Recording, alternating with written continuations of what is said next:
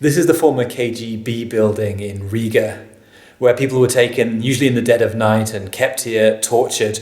Anyone who came here, well, they rarely ever came out again. They were either deported or shot here. It serves now as a historical warning against totalitarianism. And I'm going to have a little tour around this terrible place. I'm getting a tour around the facility with a young guide called Agatha, whose own grandfather was disappeared by the KGB.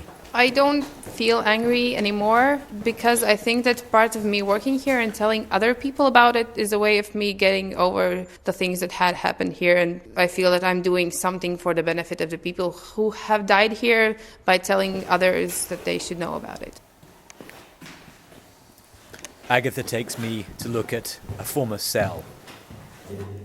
The atmosphere would have been quite terrible. As you can see, the lights are quite bright in here, but it was also heated up to 35-40 degrees Celsius the whole time. Either it was winter or summer, or so it was hot. It was really bright. It had all sorts of really bad smells in here because there was no ventilation. The people had no real chance of washing themselves, so it smelled of sweat, of blood, of toilet, because they had to use the same bucket for the whole day to relieve themselves.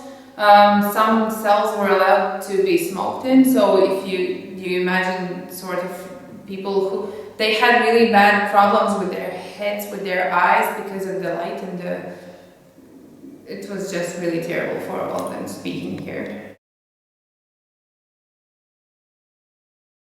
Now we have to go out into the yard. Watch your head.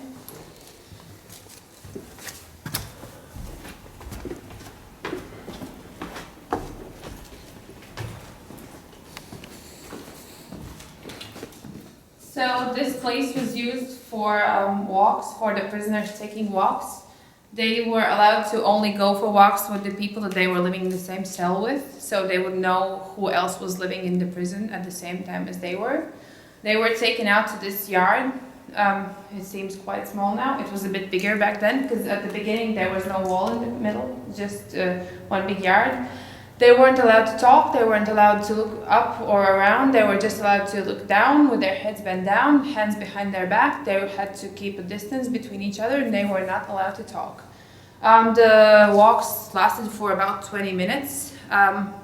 It wasn't like it is now in a normal prison. They got to go out about once per 10 days if their guard was in a good mood. If he was in a bad mood, he could keep you in for another day.